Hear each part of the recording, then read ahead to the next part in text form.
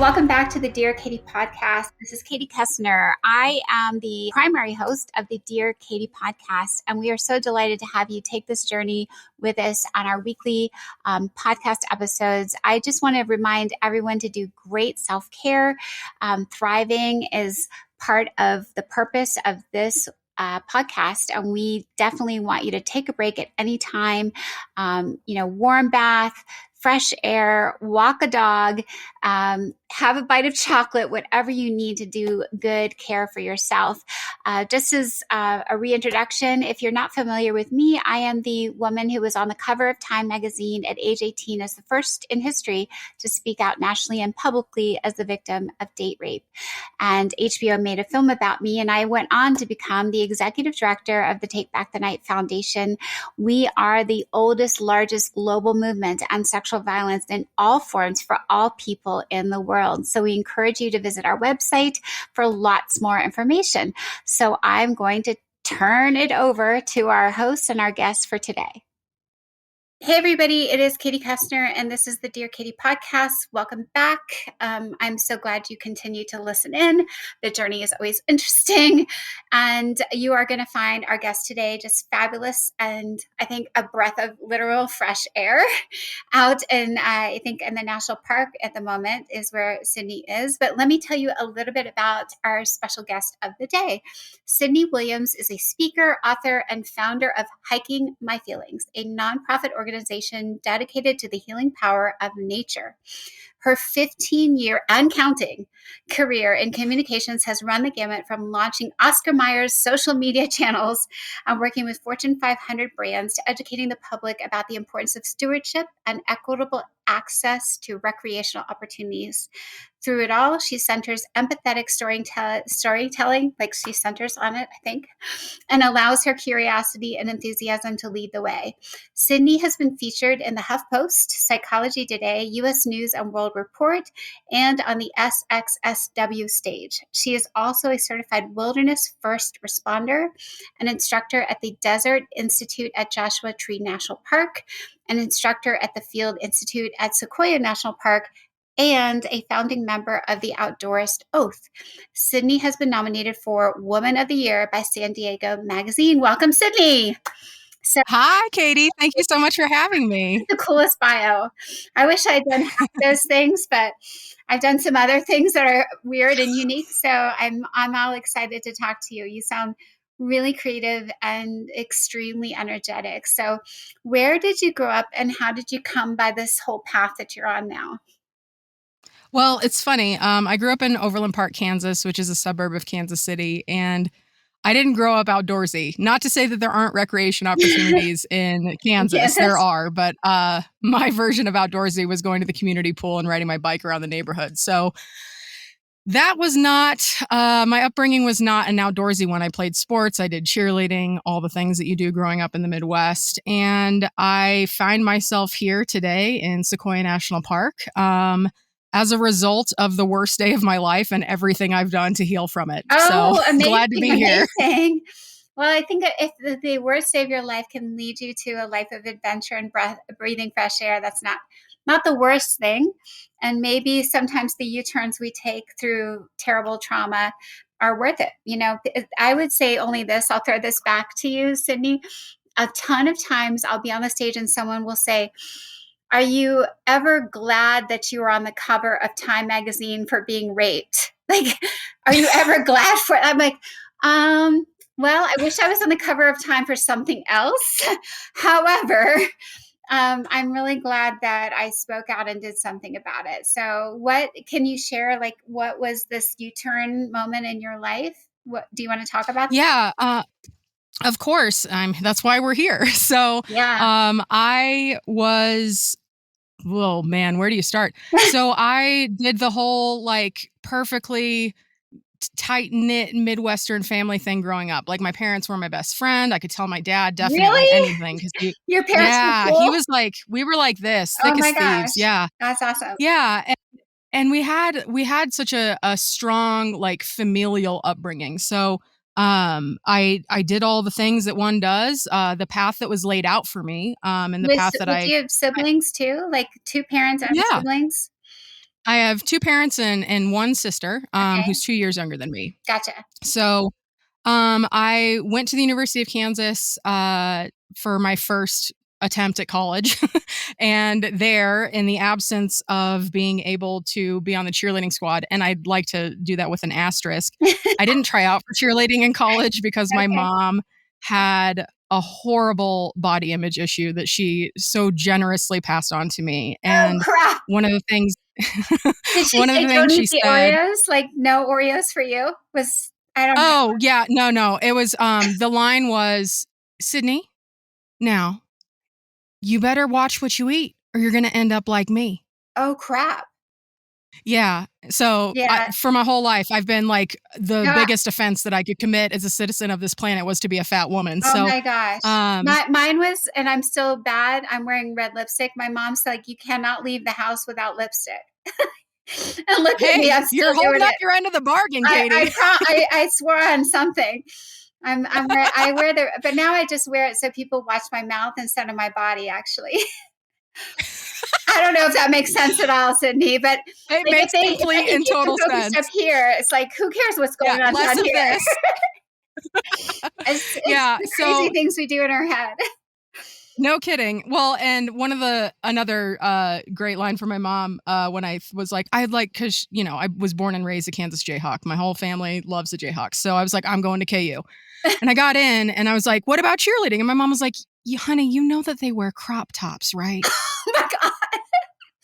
So I was like, Like, no, as I if you didn't have notice nothing the to bare put in the midriffs at top. every game. You have nothing to put in the top, or you have too much to put in the top? Like, I had not enough up here and a little extra in the middle. that's the worst. Nobody wants the Yeah. walls. I know. Wow, So what a critical mom. Was she like that for your younger sister too? if she was, I never heard it. Oh, she So just I dumped it guess. all on you. Yeah. Yeah. Okay. Yeah, I hopefully by the time she realized what was happening, she just stopped doing that. My little sister never suffered. But Okay. anyway, so I didn't cheer. And Okay. so I decided I wanted to do something sporty. So I went to the University of Kansas and I walked onto the women's rowing team. Nice. That gave me so much structure, so many resources, so much support, and Awesome. it was the best experience of my college experience ever. Nice. But I wasn't tall enough to row varsity. Oh, So, crap. in the absence of making the varsity team, I was like, well, what is my life now? I set up my entire college career around being a student athlete. What do I want to do now? Oh, And I didn't know. So I took a semester off. I left the University of Kansas in spring 2020 or 2020. God, that's funny. that's I left okay. spring of my I was like, no, It's that's okay. A incorrect. different year. 20 years ago.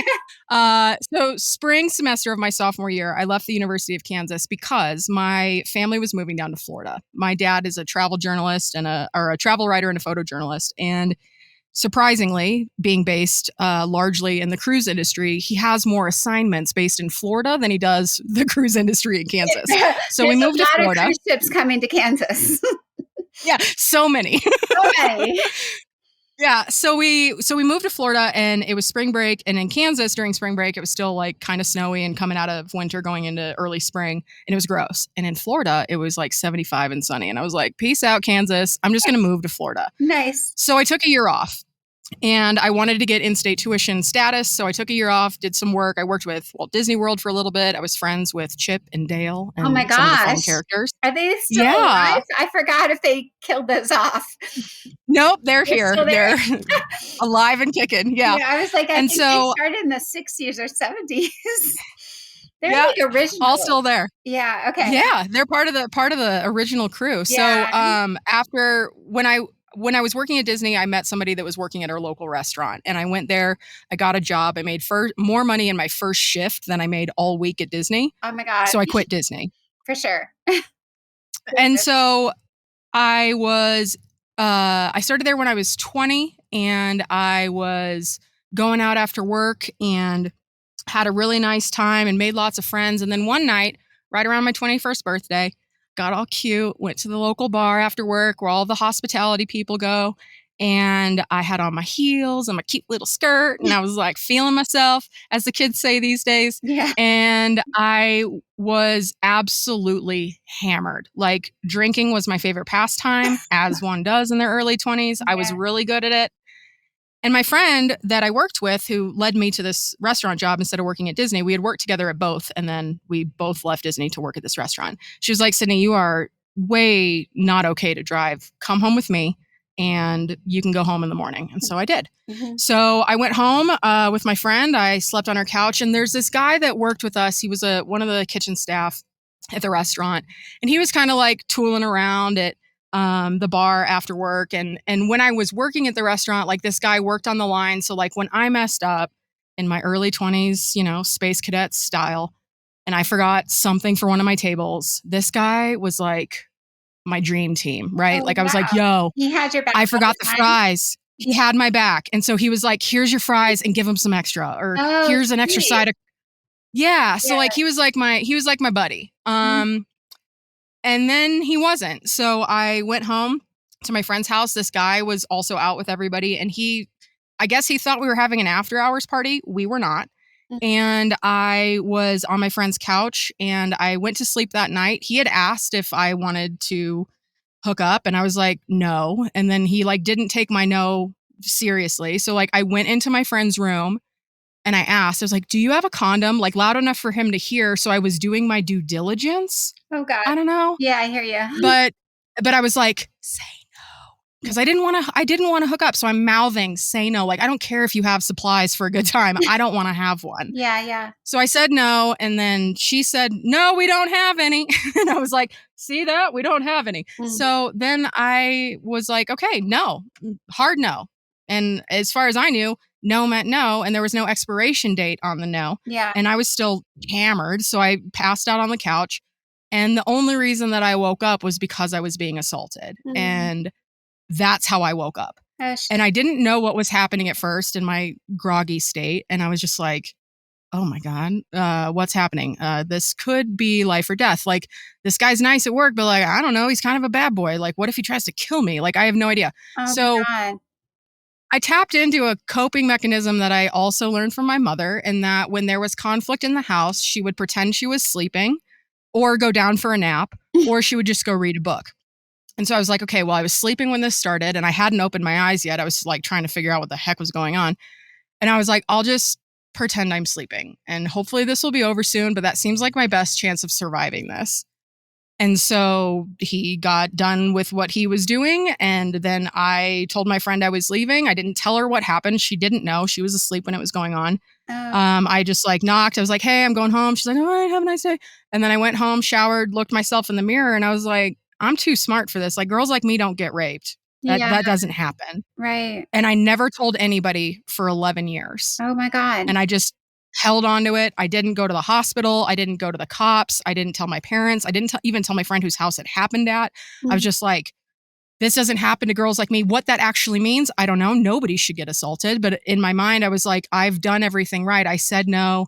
I said no. I said no. Like, Yeah. I didn't know what else to do with it. And I also knew that this wasn't something that I felt safe telling my parents. Like, I knew Mm. that I would be asked what I was wearing. I knew I would Oh be asked, God. was I drinking? Oh, And like, I did the responsible thing. I went home with my friend instead of driving 45 minutes back to my parents' house. yeah, totally. And and for a long time, because I did the right thing, I was like, okay, so by choosing not to drive drunk, I get penalized with assault. Like, that math ain't mathin'. Mm-mm. And it didn't feel fair. But so that day, which was the worst day, I stuffed it down so fast, I barely even remembered that it happened. I couldn't tell you the date. And the only way that I know the year is because I was still driving an orange Jeep and I hadn't gotten my Civic yet. Mm. That's all I know. I know when I was working at the place, I know what car I was driving, and that's about it. So like, I don't have an anniversary to celebrate. Not that I would celebrate that, but I don't have that level of knowledge of what happened to me. I just know that I stuffed it down. Because at the time, and I mean, and you know this, but like at the time, what was happening culturally was the Kobe Bryant case. Oh, right. And I saw how that girl got dragged through the mud. Remember? Yeah. And It was like, how many men did she have sex with that night? And oh my God. Oh my God. So that was like exactly the same time. That case was pivotal. Like, all of a sudden you were totally a tramp, a slut, you know? Oh my gosh, Yeah. that must have been so hard. That was like at the same time this happened? Mhm. when, okay, gotcha. Well, around the same, like I knew that About that. at the time that culturally I was Mhm. not able to talk about this because Yeah. if this woman with all these resources was being dragged the way she was, who am I? Right. You know? Yeah, and I think it's interesting for our listeners and you too, there's been just a few big cases, and then we had this big flood with, all the Me Too crap, good stuff. Yeah. But there were a few highlights, before that, and that was one I totally forgot about that. Yeah. Because just for context too, Sid, and for our listeners, when my case happened, there was the Mike Tyson situation going on, and there was also one of the Kennedys had, like, allegedly assaulted his babysitter and then killed her around the same time. Like, there've Yeah. been so, like, many, like, random things that people forget, but it was a long time ago, and Yeah. I'm glad you brought that up because Kobe Bryant actually went to high school like one town away from where I live. Oh, wow. Yeah, so he was really famous in this part and just lauded as a hero. And I thought it also it's so interesting how he whitewashed his image so fast. After that, it was squeaky clean. Nobody ever remembers or thinks about that, but it certainly impacted Yeah. your life a ton. Yeah. So 11, so let's think about this. So you're in Florida, 11 years it took, and well, fill us in for a decade. Like what goes on there? Yeah. You Well, know what I mean? man, so that decade was full of more drinking, because that was the easiest way to get to sleep. It was also a lot of emotional eating and the body image issues that I had going into the assault. I mean, like I've lived with body image issues my entire life. So Right. like this only compounded that to experience that violence in a body that I already didn't value. I was like, well, why would I Mm, value myself now? Like that's awful. right. So it was a lot of avoidance. I honestly, like I knew that something happened to me, but I never talked about it. And it was when I But- first met the woman that's now my best friend that I was like, wait a minute, that's rape? And I was like that's Oh, similar to my story because it was a coworker, right? Like we talk about right, acquaintance rape, and I right, didn't right. know. Oh, gotcha. I thought I work with this guy. This isn't violent in an alley with a gun to my head. He didn't throw me in a dumpster after. Like, does this even count? So I had that like absence of support, the absence of resources because I slut shamed myself into silence Mm-hmm. and I didn't know what to do with the emotions that I was experiencing and the trauma that I was experiencing. And for me, I was like, well, I'm out having healthy sex. I thought having any kind of sex was healthy because I figured if you get raped and you don't have sex, then that's bad. But if you get raped and you have sex, then you must be healed. No, I like compulsively had sex. Like I was just like, I'm going to show you. I choose you. I'm not getting assaulted. I choose you. Yeah. You're the one I'm taking home from this bar. Like it was like some empowerment thing that was so twisted and messed. Like the layers Hey, Cindy, of I thought of something too that I forgot I did too.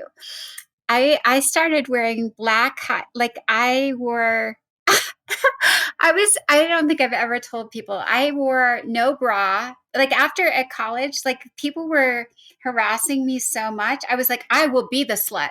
So I would walk around campus with black leather boots and this like crazy yellow and orange jacket with no bra. And it was like back then it was scandalous.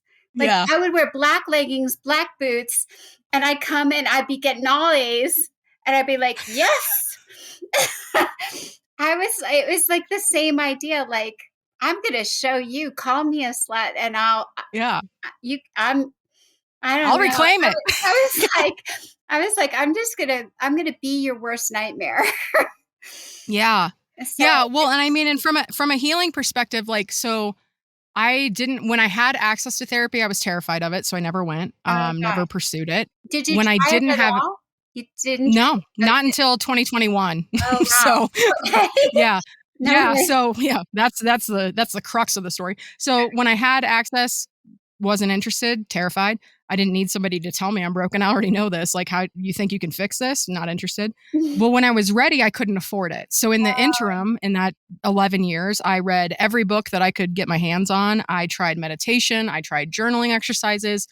I tried all kinds of things. I took a women's entrepreneurship course because I thought if I started a business, then maybe that would be easier. I don't know. Like, I'm just trying to survive. Yeah, like, yeah. Try wild. everything. So I would go and so like, for example, I'd be doing a guided meditation and it would be about some kind of healing, nothing ever specifically for assault, but just like breathe, be in your body that's been assaulted that you've never dealt with. Like it's hard to sit still in a body you don't trust and that you don't feel safe in. And so I would shut down and then I would never return to that exercise. And whatever I was trying to heal from just got cut off at the knees. And it wasn't until I started hiking in 2018, and that's after I started my journey, that I realized that I had something to do with that pent up like fight or flight response that would come up when I was trying to heal. And hiking really is the thing that saved my life. It is the reason that I'm still on this planet. And hiking came to me from my husband, who was also the first person I told 11 years after the assault. Oh, wow. Sydney, how did you meet him? He taught me how to jump out of airplanes. Oh, that sounds fun. Yeah. Was he a pilot? Was he flying the plane? No, he was a skydiving instructor. Oh. So I did my first jump in, actually, I did my first jump. Sydney. You're like, I'll try all the healing. I'll try jumping out of things. I'll try flying things. Well, and it's funny because when I first started skydiving, I met my husband in 2010. At that point, I had already done a couple jumps. I had done my first one when I was still working at Disney, and I landed, and I was like, I want to be an instructor someday. And my parents were like, you need to go to college. You're not going to be a skydiving instructor. Like, get it together. Oh. And then I went to college. I was speaking at the South by Southwest conference in Austin in 2010, and another person in my industry was also a licensed skydiver, and he was like, hey, I'm going to go jump out of an airplane while we're at the conference. Do you want to go? I was like, yeah. And I landed from that jump and I was like, I'm learning how to skydive the second I get back to Chicago. So I got back to Chicago, found this drop zone, and I thought it was just like exceptional customer service. But turns out my husband had the hots for me before he even met me. So he sends me this message on. Sydney, you should be a stand-up comic too. I should. Okay. Let's add that to the list. You can do anything. So he taught me how to jump out of airplanes by myself. So what that means, like most people, when you go skydiving, especially if you only do it once, you usually are attached to an instructor. Mm-hmm. I wanted to learn how to jump by myself. And so I found this drop zone.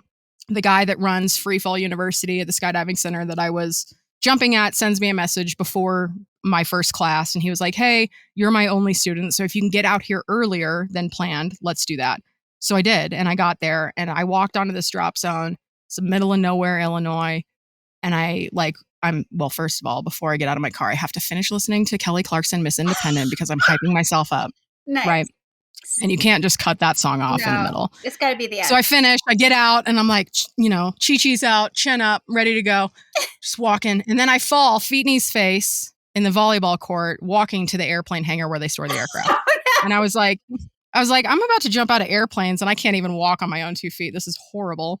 And so then I found my husband, and I didn't find him there. I did, but well, you didn't know. I was like, you're the one.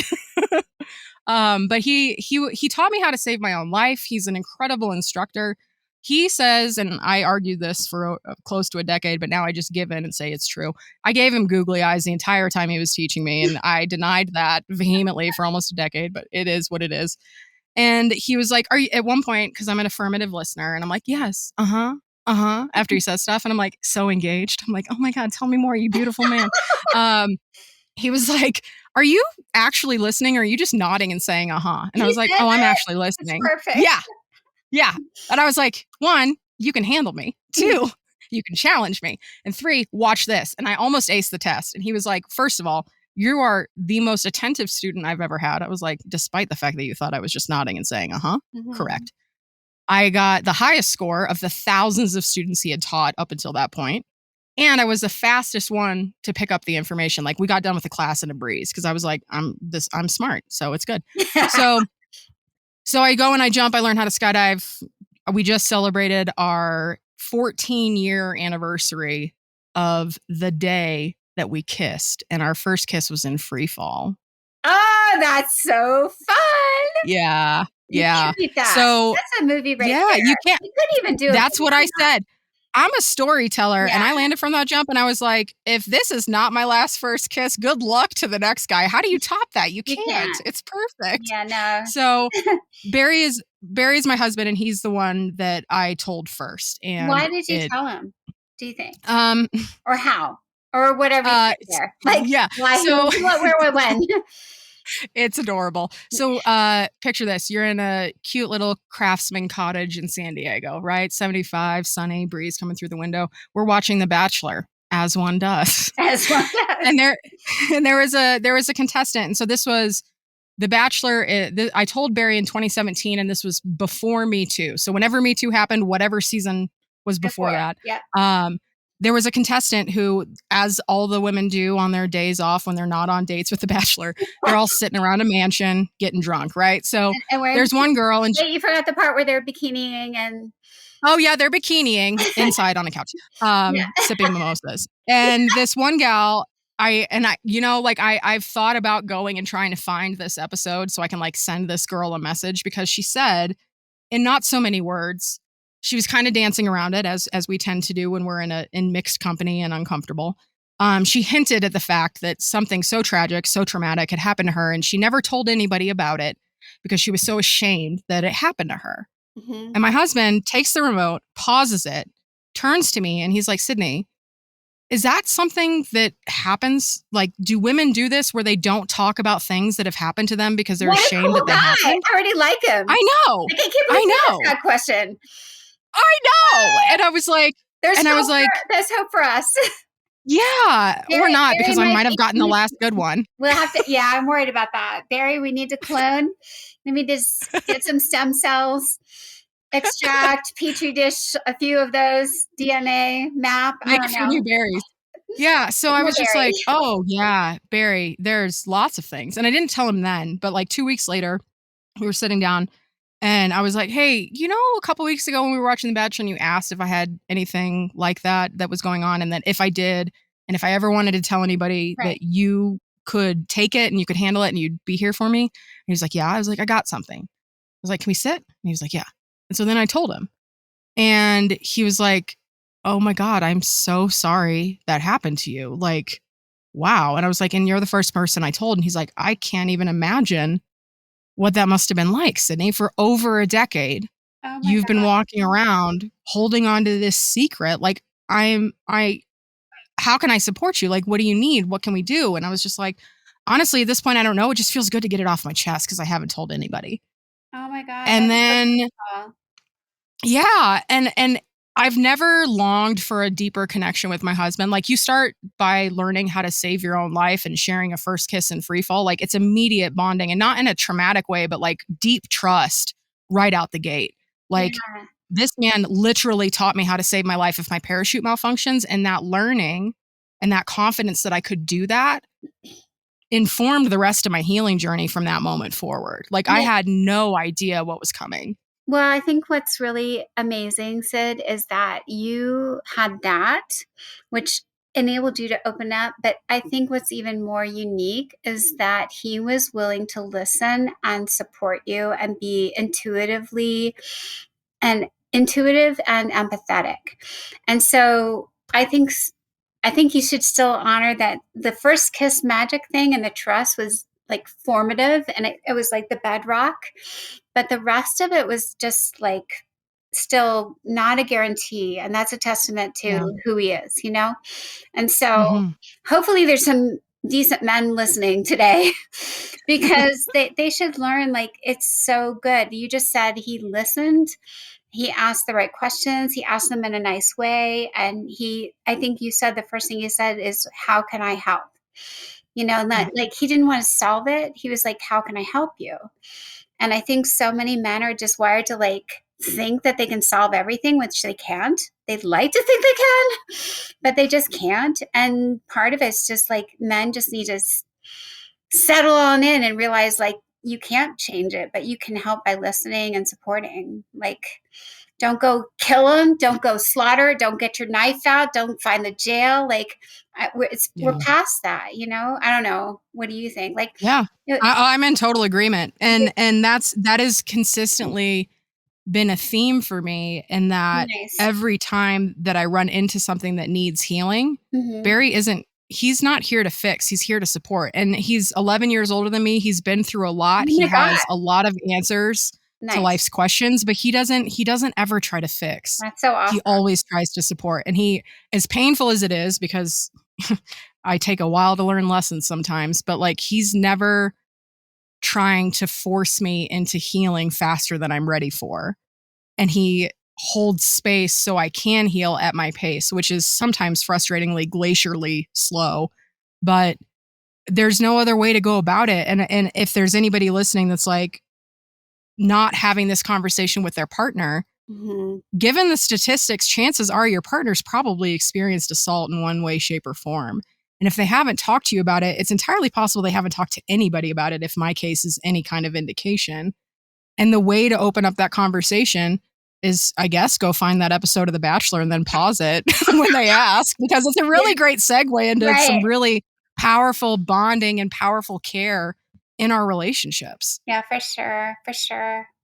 Who would have thought that The Bachelor would turn around my life so great? I don't know, but they're trying. That show's really trying. I think there was the canceled host, and now they're on to the new. But Yeah. I like it. I think it's yeah. I think it's everything's a microcosm of where we're going with society too, and what conversations they allow to happen in I'll say like not a news medium type of, but like a show like that is at least helping. It Yeah. gives these little tiny door opens. So now let's say you guys have been together for, you said 14 years. Hmm. And so he was in Chicago and now you're in California, right? Yeah. So Yeah. so that's kind of a half a country hop. How Yeah. did that happen? Well, we met at the skydiving center that he was working at in Illinois. At the time, I was working in PR and marketing at a large firm in Chicago, and I was bit by the skydiving bug. Like I couldn't not want to pursue this, or at least pursue living in an area of the country where I could jump out of planes year round, because you can't do that in Chicago. So when we started dating, all the skydiving instructors, as the summer's winding down, they're all planning their winter adventures. So some go down to Texas, some go to New Zealand, some go down to the Virgin Islands to jump. And Barry was making plans, and he wanted to go to a skydiving center in Texas. And I was really just riding the rocket ship of my career while also holding this hobby and this community and this place where I felt like I could fully be myself, fully express, no masks, no makeup, no nothing, just full Sydney. I didn't want to lose that at the end of the season. So in the my romantic heart, my rom-com loving self, I was like, in the off chance that Barry asked me to move to Texas with him, I'm an independent woman who don't need no man, so I'm going to have a job lined up. Mm. So the story goes, I find a firm in Austin and I interview, and Barry's tracking along. He's going to be working in Houston, so a couple hours away, but not too far. And so I was like, I've got this job. I've got it lined up. I accept the job. And we were on our way out to Colorado from Illinois to go out to one of the skydiving simulators, like the indoor skydiving centers. At the time, before there was an iFly on every corner of this country, the closest one to Illinois was in Denver, Colorado. So we went out to Denver, and on the way out, it was just a road trip. We were going out with some of his students because indoor skydiving is a really great training mechanism for in-flight, like body flight and stuff, where you don't have to jump out of an airplane or pack your parachute. You can just drill the skills. And so we wake up in the hotel the morning after our big long drive, and Barry can't move his neck. He Oh my had his parachute. They call it a hard opening. It's parachutes that are designed to open slowly, but safely and quickly. So you go from free fall speed to under canopy in a few seconds or so. But his just opened like immediately. And when that happens, you're going from this like free fall belly to earth position, 120 plus miles an hour, to standing straight up right away. So his body and his neck just whipped back.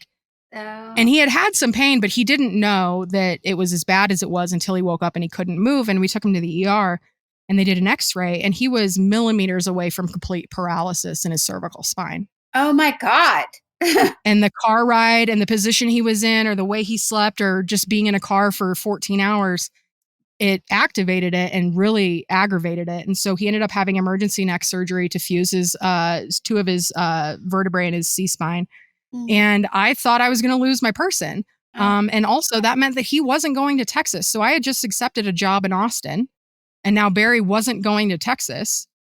And he also wasn't going to be jumping for the foreseeable future while he healed. So I was like, what the heck am I doing? Like, I just moved to Texas so I could jump year round. And now my person's not even going to be there. So that sucks. So now, and also, like, because I'm a weirdo, we didn't have a conversation about that. I was just like, I'll take the job because he's going to go to Texas, and then I can be in Texas and we can still date. And so we didn't have the conversation. So now I'm like, well, I interviewed for a job because I thought you might ask me to move with you. And I took the job because I thought you were going. And now you're not going, but I'm moving to Texas. So want to come visit? And so I ordered my parachute when I was there in from the skydiving center where I started. They had it shipped down to Austin. And when I got it, I called the owner of the drop zone and I was like, hey, he's like, how's Texas? You jumping? I was like, no. Like, I work too much. Like, I billed like 300 hours in a month, which there aren't even oh 300 my workable God. hours in a month. It was insane. Like, I billed so many hours. I had no time. And I moved there. I got this raise and now I don't even have time to spend the extra money that I've got. And so I was just like, honestly, sir, like, if I could have my way about it, I would come back to Chicago in the summer and I would run your events, your PR, and your marketing. And Oh, he was like, wow. how much money do you need to do that? And I was like, here's how much. He's like, okay, cool. So it started because I was working in Chicago. And then at that point, now that I'm working in skydiving full time, as the next season is starting to wind down, we're looking for winter work again. And there was a skydiving coach from Drop Zone in Southern California who was training with a team up here in Chicago. And he was like, his marketing person just left. And I was like, hey, I heard your marketing person left. Before you go home, if you want to put me in your suitcase, I'd love to come work at your drop zone for the winter, do your events, PR, and marketing. And he was like, well, here's the thing. I don't hire seasonal employees, so you'll have to move to California year round. And I was like, oh, twist my arm, sir. Like, how do you, like, of course I'll move to California. You kidding me? So we moved out here to run a drop zone in Southern California. That's how we That got here. amazing. That's a windy way, but a really good one. Yeah, we made it. Windy, windy. And so let's talk about hiking my feelings and what's Yeah. going on with that and nature as healer. Yeah. I want to think jumping at 120 miles an hour might be sort of healing too, but in Yeah. an entire way of like, I don't know. Before we leave that, I was thinking, Sydney, while I was watching you and thinking, like, how cool are you?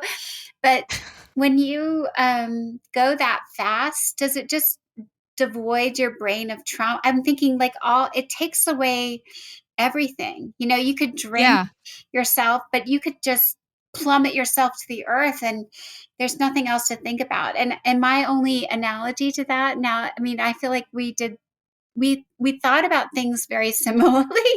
The way my version was not jumping out of planes, but my version was I took up racquetball in college because it was free and I could get access to the gym. But hitting I hate to say it, a blue ball really hard, but that was like total therapy because Oh, yeah. Well, I play the angles and you can't think about trauma. You just do the thing. And sometimes just doing the thing in high intensity is a trauma coping mechanism in my mind. But I don't know if you that was part of maybe the healing. it was. And I didn't realize it when I was there. The skydiving served two healing purposes for me. One, as a result of my inability to seek support because I had just totally clammed up about what happened to me. Mm-hmm. Overworking was one of my coping mechanisms. So, Right. So you had hours of yeah.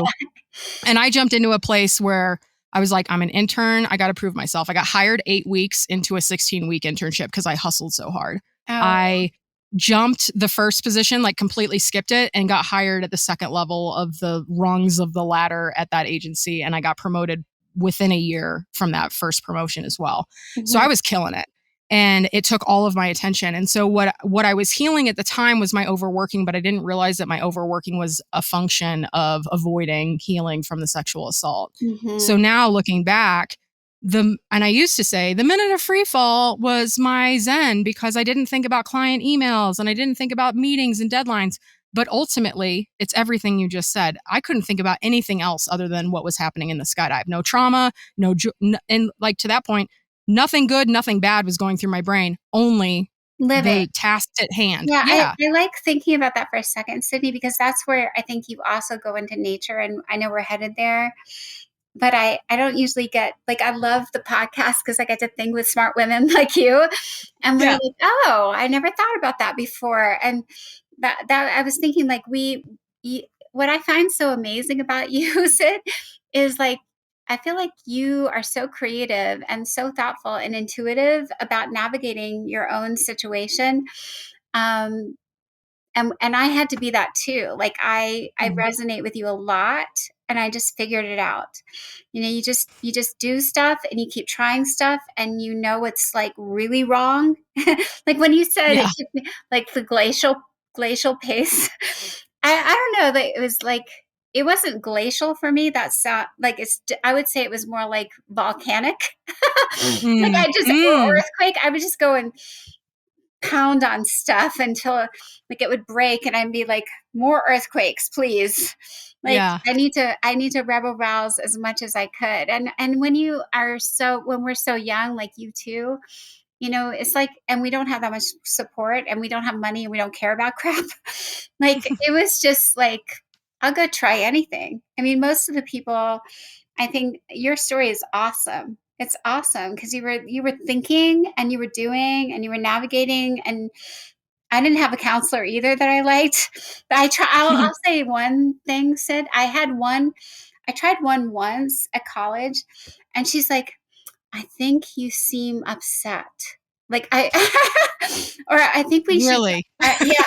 Yeah. Um, yeah, maybe just a little bit. Like Midge. it Yeah. was so pointless, the talk therapy Hmm. to me. I needed the do therapy, which is I think what you also needed.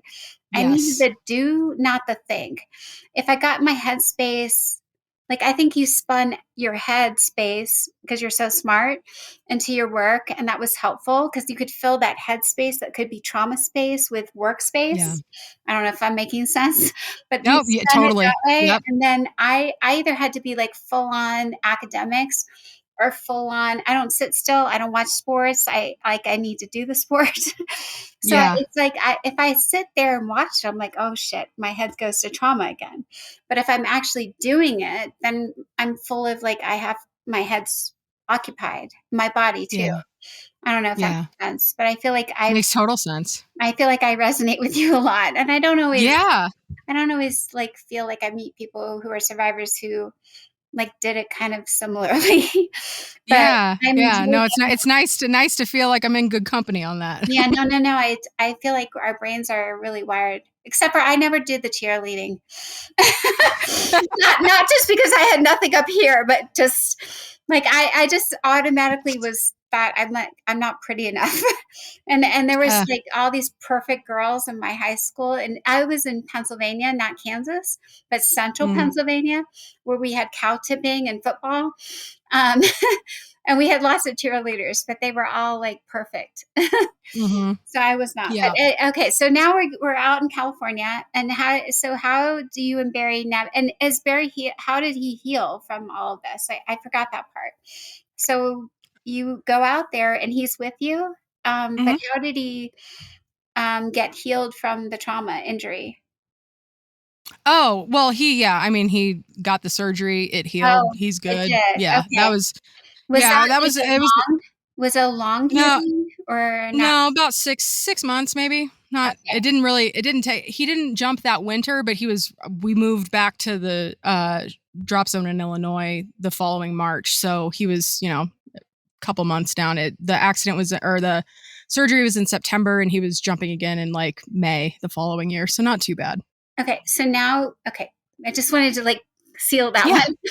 Uh, Wrap it up. yeah, wrap it up. So now you're out in Cali, and how do you come into the whole nature transition? How did that happen? Yeah. So I was working in skydiving in California until the end of 2014. And I was just like my corporate career, like I got really good really fast. I was a competitive skydiver for 4 years. And I left the sport and my dream job because my coach, who was also the owner of the facility, who was also my boss at the facility, was convicted on two counts of assault with a minor under 14. Oh, crap. And yeah, he was convicted. He served 42 days in the local jail, and he came back and had an all staff meeting and had the audacity to say that his tryst with a minor was consensual. And as the director of marketing and PR and events at that place, I was like, the first thing that I can tell you is that I quit because I'm not going to continue to promote a business. And I'm really good at my job. Everywhere I go, I'm good. Like I bring in more money, I bring in more people, I keep people around. Like, I'm not going to use my time or my talent to line the pockets of a pedophile, nor am I going to be responsible for cleaning up this mess because this could, will, and did reflect poorly on the business. And I'm not going to be your spokesperson saying that you're fine and that everybody should still jump here. It's not going to happen. So I left altogether. And there was a woman in particular on my way out. She was like, "You can't let him take this from you." And I was like, that's not what this is.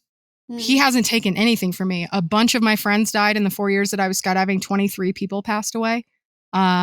Wow. All the trauma that I had endured up until that point in my life was coming to a head at that point. And this was the straw that broke the camel's back. I was already checked out. That man took nothing from me. In fact, that man gave me, by his wrongdoing and the violence that he caused, that poor young girl, that man escorted me with a limo and a red carpet to the work I'm doing today. Nice. So I left skydiving. I went back to the agency that I was working with before I left agency life to skydive full time. And as a function of that, the agency was closed between Christmas and New Year's. And I had an entire week off where there wasn't an expectation of me still being connected or checking email. So my husband, who grew up in New Hampshire, was like, "We should go backpacking." And that's what started it. At the end of 2016, we were still living in San Diego. It was the end of the year. And at the time, the Standing Rock protests were happening. And we were looking to go up to Standing Rock to join them in the protest for the pipeline. But right before we decided to book travel for that, the tribe was like, "Hey, please, we've got so many people here. It's impacting the land. We can't continue to have people. We appreciate your support, but please stay home." So I was like, okay, so we're not going to go up there. So Barry recommended backpacking, and the Catalina Trail on Catalina Island, which is off the coast of Los Angeles, California, was 5 days, 5 campgrounds, and 38 miles, and listed as a pretty good like intro to backpacking trip. Now, was I in shape? Absolutely not. I had been eating and drinking my feelings for years as a result of everything. Yeah. Did I train? No. Did I have the equipment? Absolutely not. So I walked into REI in Encinitas, California, and I handed them, essentially, I gave them my paycheck and they gave me a backpack full of things.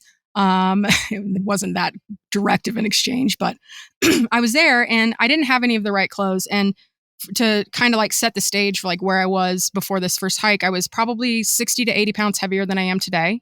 I was not training at all. And that's like, I gained weight and a lot of it really fast after 2014. Between 2014 and 2016, I gained probably 40, 50 pounds, just as a function of the grief. It was the grief. Well, yeah. I mean, if you drink and eat that much, you're going to weigh that much. Yeah, but when you said grief, was it the grief of, you said you lost 23 coworker? Was that's what you're talking about, or it's the loss of a dream. It's the fact that I left skydiving because this coach did this to this girl. Yeah. And at that point I hadn't told my husband about my assault. And so that was him doing that kind of reopened that wound for me. And I attributed all the drinking to everything but what I had experienced because I hadn't told anybody. So I was like, oh, here I am again making different career choices because of something that didn't happen to me that is tied to or something I didn't choose that is tied to sexual assault. Like, I didn't choose for him to go harm this woman and then get convicted and then me want to leave because I have morals and principles. Right. I didn't choose that. So it felt really unfair. So we went on this backpacking trip And I had no experience. I had done no training. And it was the hardest thing I've ever done physically. And I was a Division I collegiate athlete. Like I have done, yeah, I've done a lot of hard things in this body. And skydiving to that extent gave me a lot of mental and mindset work. Like I learned a lot about sports psychology. I learned a lot about mindset, how to work with fear. I mean, you're jumping out of a plane. There's nothing natural about it.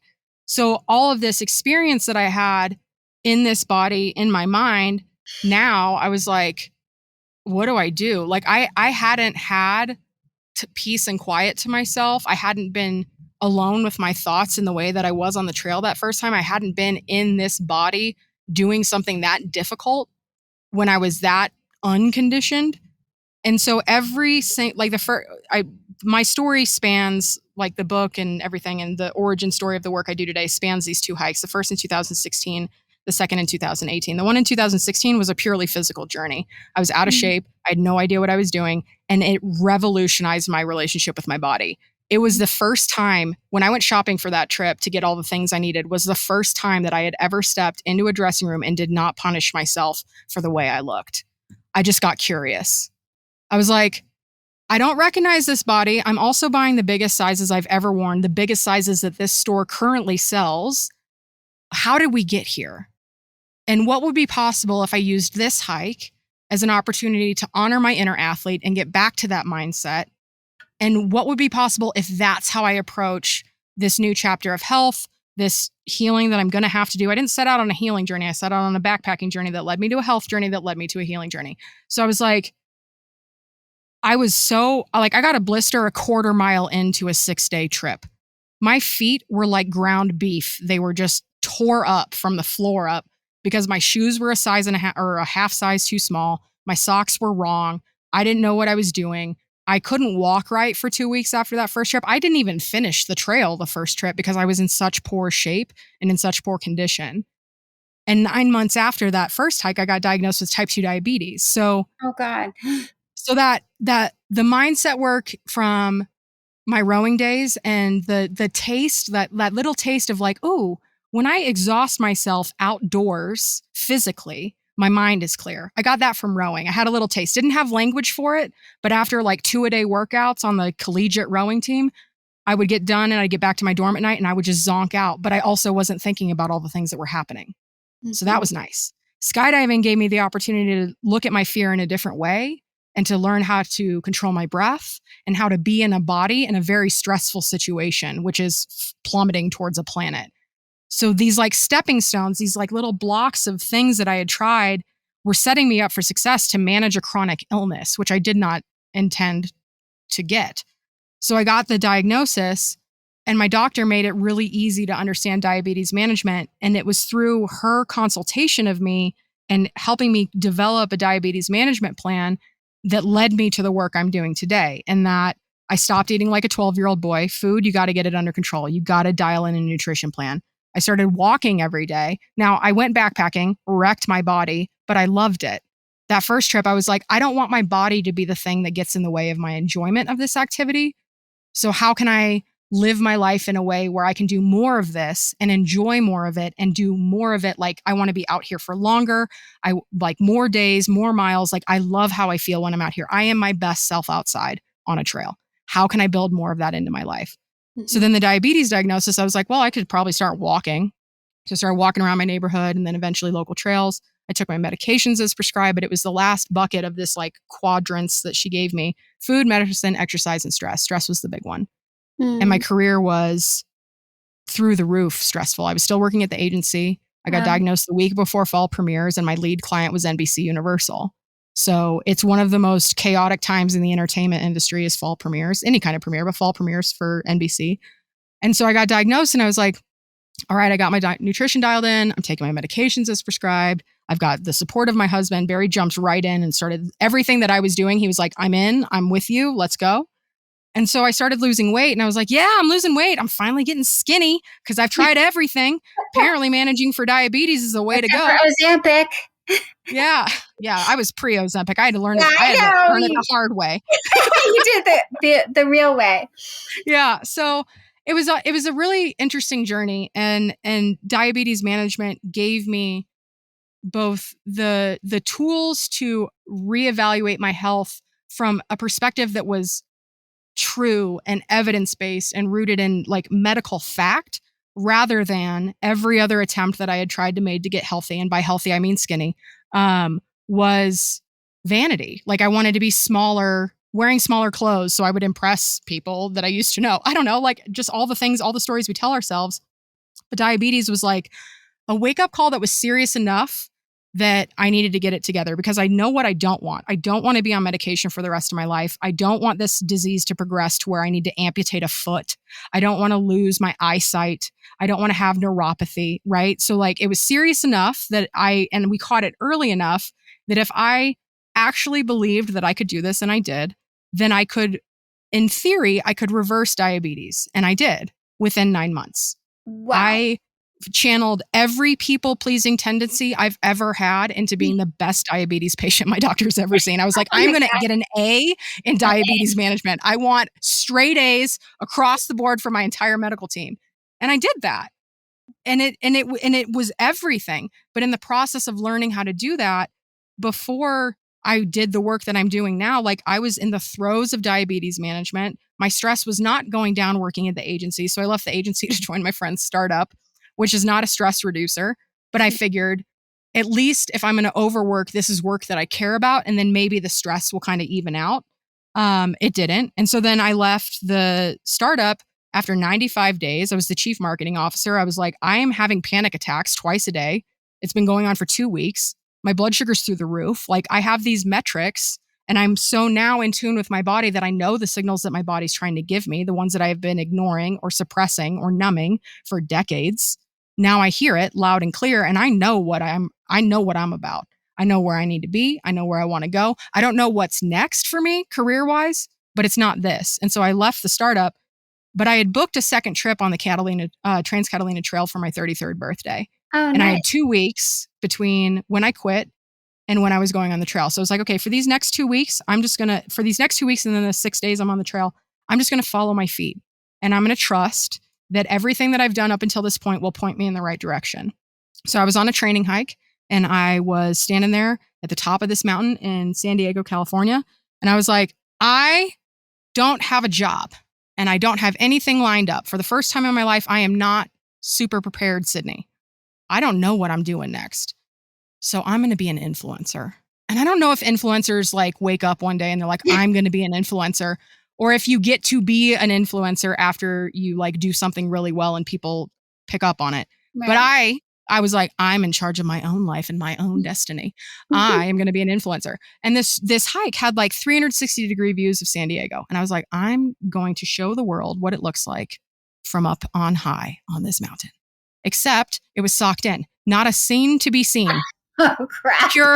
Pure fog. Couldn't see much more than out in front of my face. The only thing that was up there to influence was the squirrel who wanted my almond. So like, there's nothing happening. And my work that I do now taught me my first lesson before I even knew what it was. And that's when there isn't a view to be found, turn inside and start thinking.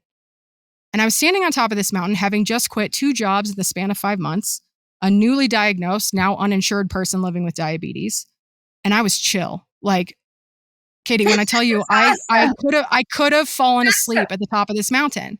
I was like, why am I so calm? I was like, okay, let's think back. In other times of stress or sadness or even celebration, eating and drinking my feelings was my go-to coping mechanism. Then diabetes came in, and I couldn't be the best diabetes patient my doctor's ever seen if I was still eating and drinking my feelings. So I was like, I guess I'm hiking my feelings. That's cool. And that's how it started. I was on a mountain. I had an idea because I didn't have anybody to influence on the internet.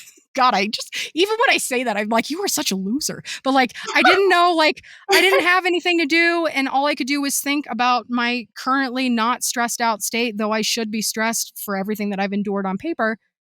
And I was like, okay, so I'm hiking my feelings, which means that I used to eat and drink my feelings. So why was I eating and drinking my feelings to begin with?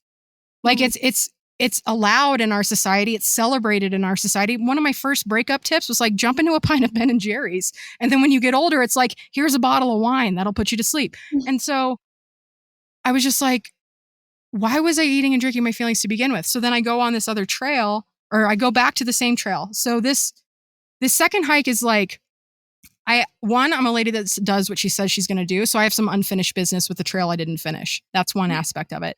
Two, one of the questions I was asking myself was like, at the time between when I did the first hike and the second hike, I lost 60 pounds as a function of managing diabetes.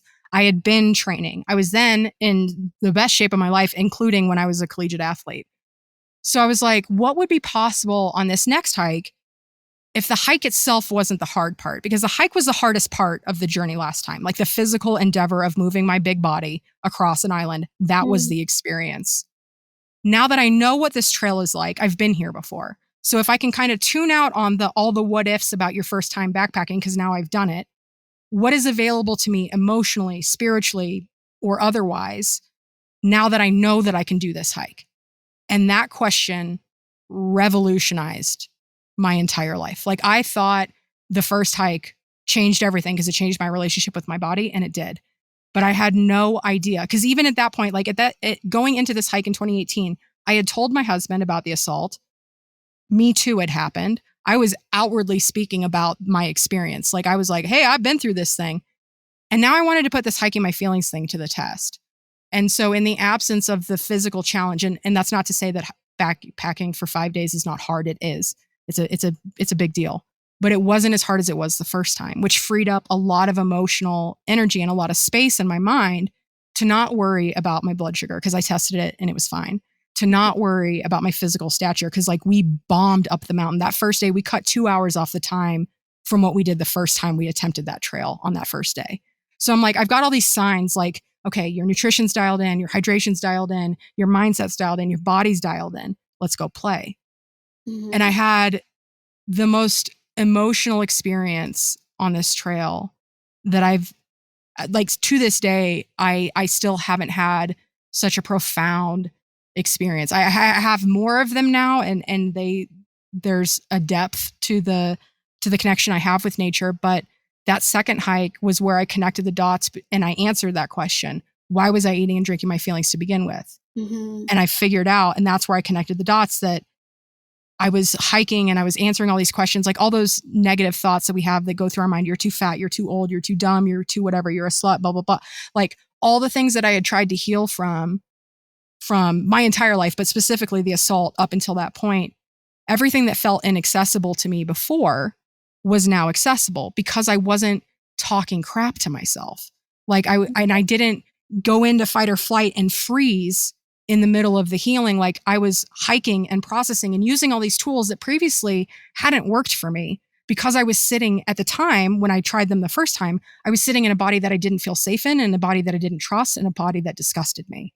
But on this mountain, now having learned how to manage diabetes and feeling successful in that and all the other things that I had endured, when I was processing and using these tools, I didn't shut down. I hiked harder.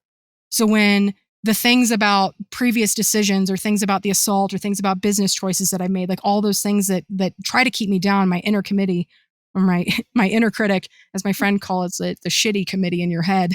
Right. I was able to move through it, and I was able to meet myself exactly where I was at and give myself exactly what I needed. And I had all the tools in my toolbox, and I got to the top of this really high point on the mountain before our last campground. And I was just like electrified. Like I was in my body, and I felt so energized and so empowered and so confident. And I was like, this is so different. Like, what is this feeling? When did I feel this last? And when did this happen? And as I started to make my way down into the last campground, and I'm still buzzing, like even every time I tell the story, I've got goosebumps, full goosebumps all over my body thinking about it. I'm going down into this last campground, and it's really steep. Like you need to have trekking poles and you need to watch your step. And I almost slipped, but I stopped and I steadied myself. And as I was taking a deep breath and like reorienting myself to the space and planning my descent down, the universe was like, hey, honey, here's a little kiss on the forehead. Here's your hint. The last time you felt this good was before you were assaulted. Oh, Okay? wow. That's the last time you felt this good. And I was like, oh my God. Like, and I just stopped and I was like, this isn't scary. Like, I don't feel sad. I'm not angry. Like, I just feel free, because I've been wondering why have I been struggling so hard? Why have I been just really dragged down by the weight of this and what is possible for me on the other side. Like now I know this. Like I knew that I was assaulted. Obviously I lived it. And then I, shut that part out of my life for so long because I just couldn't deal with it. And then I reactivated it and I was like empowered by it because I was like, I've got the support I need. My husband supports me. He loves me.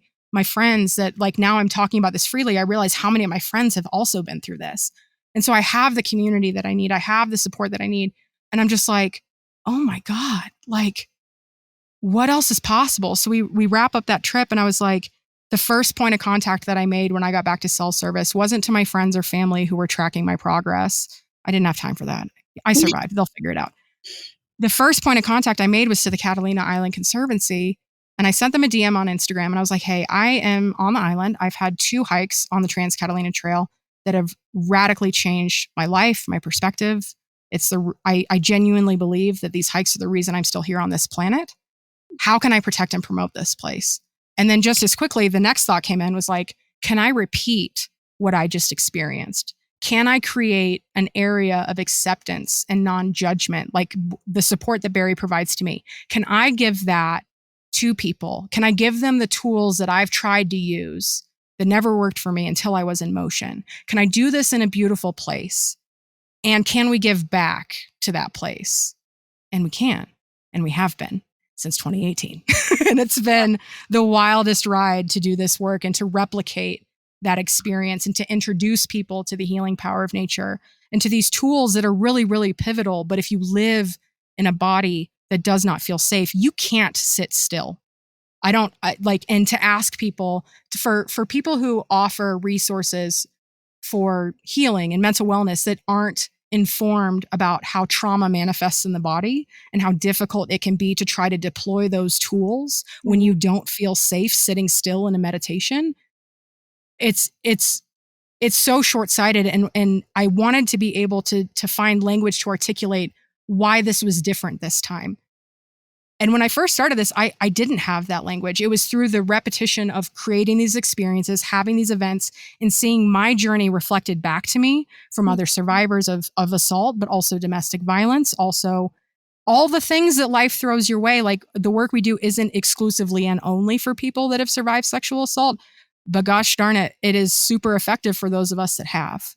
Because getting out in nature, and just having the capacity to take off the mask, to take off all the hats we wear, and just be yourself, even if you don't know what that is that is the foundation for healing, is to reconnect to the planet from which we came. Because if we don't do that, we don't have an opportunity to get to know ourselves. If we forget that we are all related and we are all relatives, you're my relative, the trees outside my van right now are my relative, the people that I don't even know that are listening to this, we're all connected.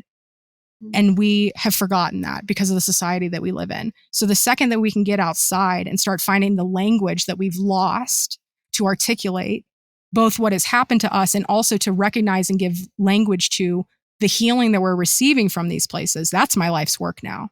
And it's the most impactful work I've ever done. And it wouldn't have happened if I didn't get raped. And I hate saying that, but I also love saying that because on the other side of the worst day of my life is the best work I've ever done. Oh my gosh, Sydney. I wish we had a whole auditorium full of people. That was just like, you get a standing ovation. That was gorgeous. Woo! Yeah, a standing ovation of one on the other side of the screen. But you inspired me for sure, Sydney. I'm like so honoring your work. And I think the book, let's just talk for a second. Those who are going to, hopefully go out there and read it, what kind of journey will the book bring them on? Well, I'll tell you how to read it too. Yeah. So if this is your first time hearing of Sydney Williams, the author, skip the first book because my Hiking Your Feelings, Blazing a Trail to Self-Love is the version of my first book that I just didn't have the courage or confidence to write in 2019.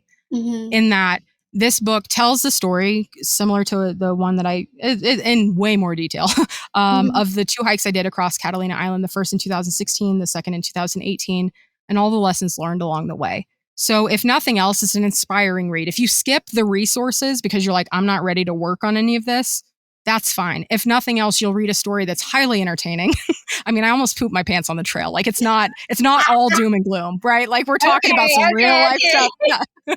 So like, if nothing else, it's a sometimes hilarious, sometimes just, I don't say hard to read in that it's not well written, but it's difficult to sit with the experiences of somebody else if you have a hard time sitting with your own experiences. So I give as much of a welcome invitation to read it as I do a little bit of a content warning, because we do talk about, I don't describe the assault in detail, but I do mention it. I mention my friends who committed suicide. I mention the relatives that I lost on really just out of nowhere kind of timelines. And I talk about a lot of parts of the human experience that we have all endured, but a lot of us just stuff way, way down. So if you're ready to do the work and maybe you're like me, maybe you've read every Brene Brown book under the sun, maybe you've tried all the meditation apps, maybe you've done the journaling and all these other tools and nothing's really clicked. This book offers both the story of me demonstrating how I did these things, but also extracts the lessons and the resources for the reader. So each chapter leads with the story of where I was on the trail, where I was in my healing in the journey of the story, and then extracts the lessons and kind of zooms out to the universal we. Like, we're all in this together. So the trail of life section of each chapter is like really kind of looking at what is this human experience that we all share. Okay. You're not alone. Got you.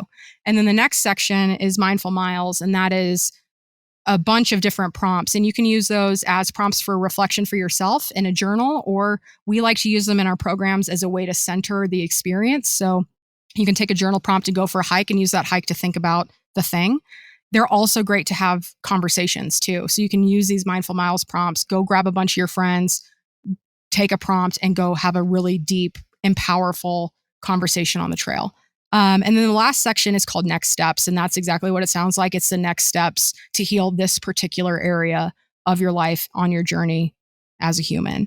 And the chapters are all kind of designated, like there's grief and loss, body image, relationships, like all the things that make us human.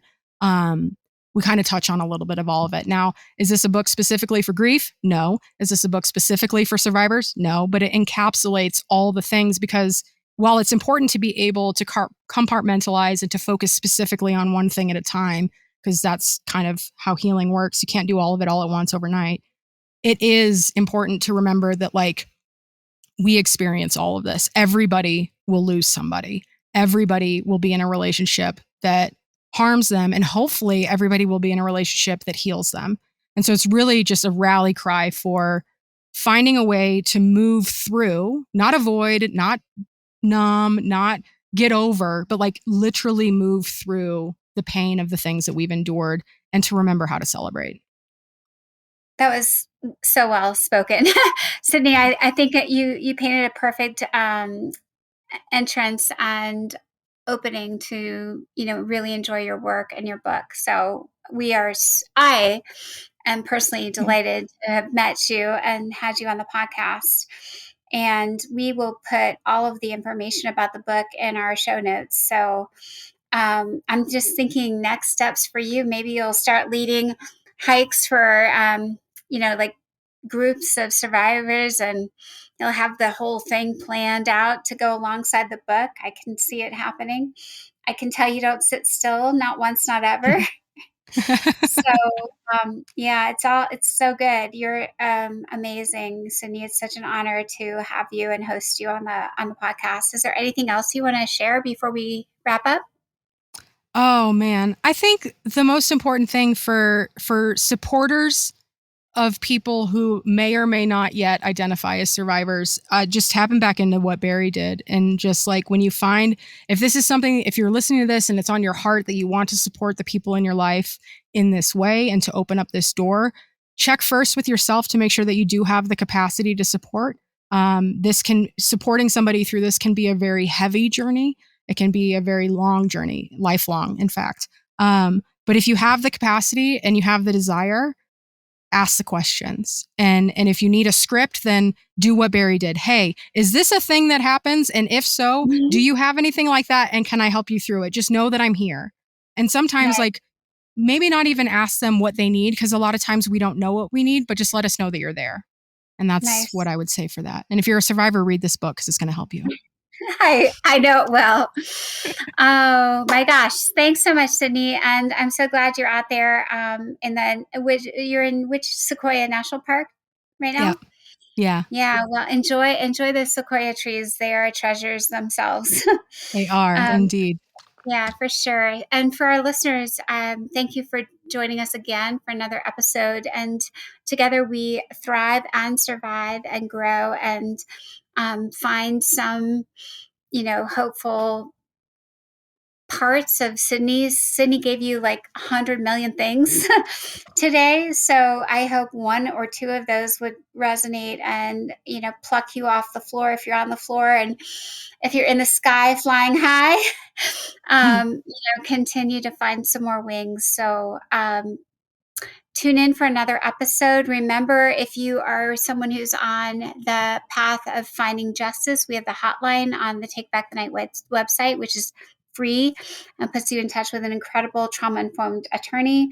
Remember that we have the Dear Katie shop with cool episodes made into shirts and other wearables, the titles, and to inspire you from someone you heard that really clicked with you. And I'm sure Sydney's shirt, I'll have to think about what it's going to look like, but I'm already having design ideas. So thank you again. For our listeners, tune in, support us, be a fan, follow us, etc. So stay tuned for another episode. Take care. Thank you again, everybody, for joining another episode of the Dear Katie podcast. I hope very much you found today's episode helpful, empowering, and a way to take another step in that long journey toward healing and supporting those we care about, learning about sexual violence prevention, and also survivor support.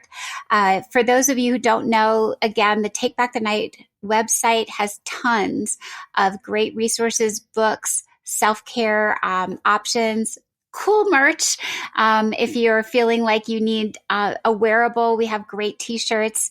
Of course, we would love it if you follow along on our free newsletter with news and events going on around the country and even around the globe. And finally, don't forget to like us and follow us on Facebook and Instagram. You'll find our entire community popping up here and there, and recaps of our podcast episodes as well. So together we shatter the silence, and together we end the violence. Take care.